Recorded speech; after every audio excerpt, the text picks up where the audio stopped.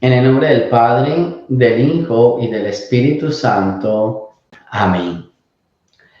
Del segundo libro de los Reyes. En aquellos días, Naamán, general del ejército de Siria, gozaba de la estima y del favor de su rey, pues por su medio había dado el Señor la victoria a Siria, pero este gran guerrero era leproso. Sucedió que una banda de asirios en una de sus correrías trajo cautiva a una jovencita que pasó luego al servicio de la mujer de Naamán. Ella le dijo a su señora: si mi señor fuera a ver el profeta que hay en Samaria, ciertamente él lo curaría de su lepra. Entonces fue Naamán a contarle al rey su señor. Esto dice la muchacha israelita. El rey de Siria le respondió: anda, pues, que yo te daré una carta para el rey de Israel. Naamán se puso en camino, llevando de regalo 10 barras de plata, 6,000 monedas de oro, 10 vestidos nuevos y una carta para el rey de Israel que decía: al recibir esta, sabrás que te envío a mi siervo Naamán para que lo cures de la lepra.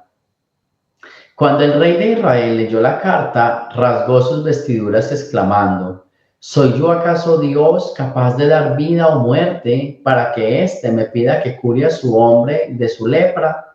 Es evidente que lo que anda buscando es un pretexto para hacerme la guerra.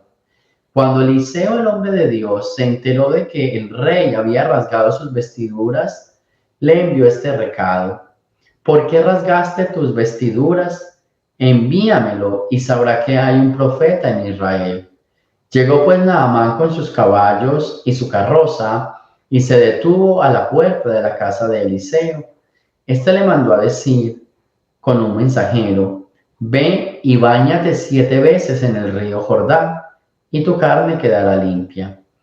Naamán se alejó enojado diciendo: yo había pensado que saldría en persona a mi encuentro y que, invocando el nombre del Señor su Dios, pasaría la mano sobre la parte enferma y me curaría de la lepra.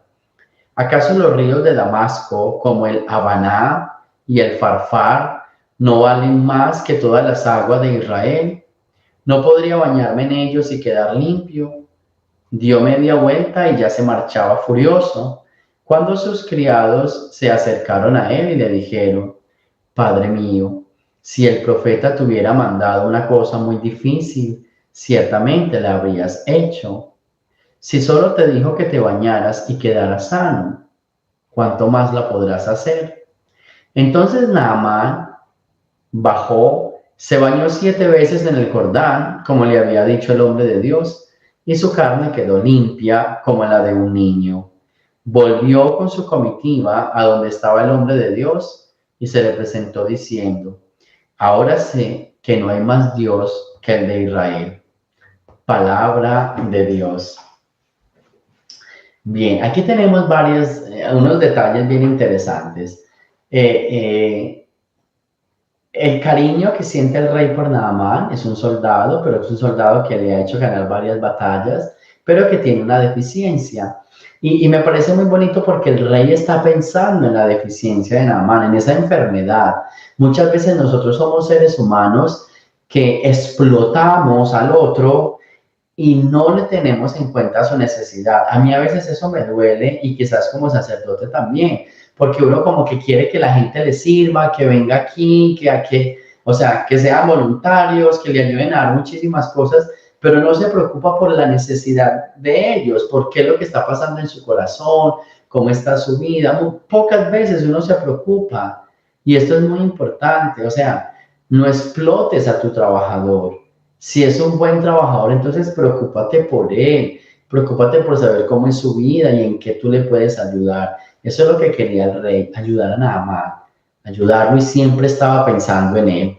Y entonces, cuando se da cuenta de esto, de que la muchacha le dice por qué no va a buscar el profeta en Israel, pues lo envía con unos buenos regalos. Cuando llega allá, pues obviamente el rey no es el profeta, el rey no es el que hace milagros, pero pues él se presenta al rey porque así lo enviaron. El rey, pensando que es una guerra, pues se enoja, pero el profeta le dice: ¿dónde está la confianza en mí? Aquí viene otra enseñanza. Si el rey de Israel sabe que existe Eliseo, entonces ¿por qué se enoja? Envíeselo a él. Eso es lo que le manda a decir Eliseo. Pero si tú sabes que hay un profeta, envíamelo a mí. A veces uno como que no tiene esa humildad para decir, que yo no puedo hacer esto. Pues busque a alguien que sí pueda.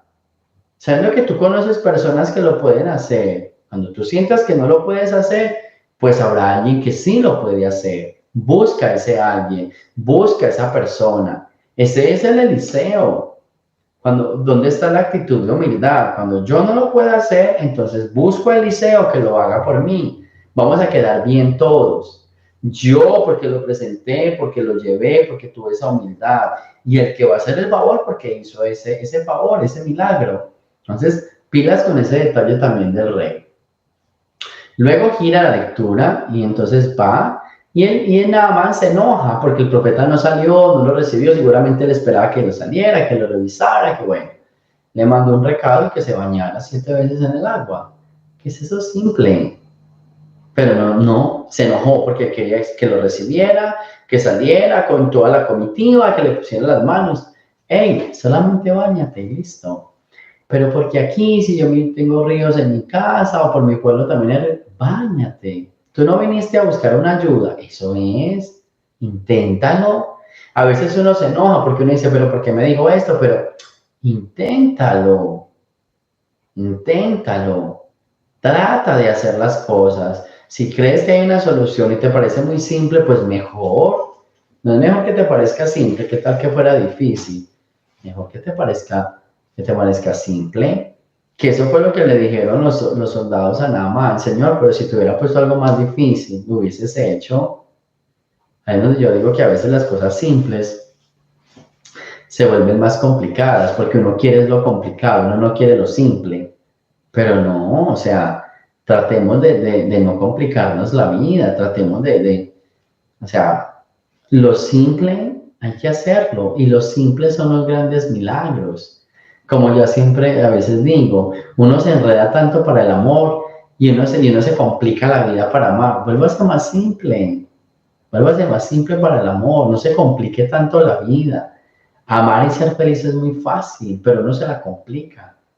Cuando ya nada más cae en cuenta, lo hace y queda sano, se fija, queda sano. Entonces, esto pasa también con nosotros. Vamos a confiar, vamos a no complicarnos la vida, ¿sí? Y vamos a hacer esas cosas que por más pequeñas son cosas que nos traen la salvación y humildad. Para lo que yo no lo puedo hacer, entonces lo mando donde alguien y no explotar a las personas que están conmigo.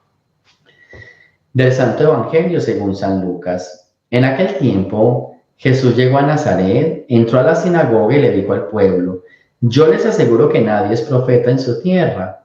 Había ciertamente en Israel muchas viudas en los tiempos de Elías, cuando faltó la lluvia durante 3 años y medio, y hubo un hambre terrible en todo el país. Sin embargo, a ninguna de ellas fue enviado Elías, sino a una viuda que vivía en Sarepta, ciudad de Sidón.